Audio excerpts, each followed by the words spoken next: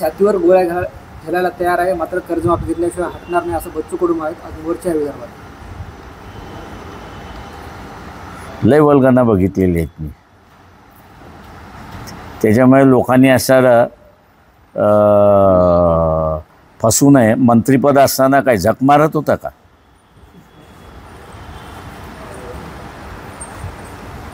Thank you. चला. काल नांदेडमध्ये एका शेतकऱ्यानं मुदखेडमध्ये तहसीलदाराची गाडी फोडली. जय जवान जय किसान असं घोषणाबाजी केली. माझं म्हणणं असं आहे की सगळ्या शेतकऱ्यांना माझं असणारं आव्हान आहे, कलेक्टर असेल हा तुम्हाला मदत करू शकतो का? तर माझं म्हणणं नाही. त्याला आदेश झाल्याशिवाय, पैसे रिलीज झाल्याशिवाय तो मदत करू शकत नाही.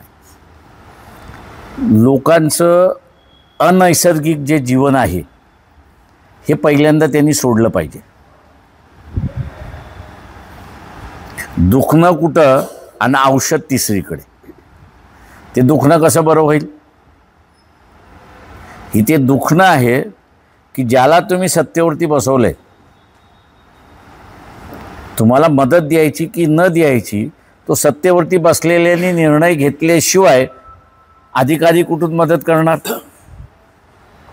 आणि म्हणून या सगळ्या शेतकऱ्यांना माझं आव्हान आहे, गाड्या फोडायच्या आहेत ना, त्या सगळ्या आमदार खासदार भारतीय सत्ताधारी पक्ष कोण कोण आहे?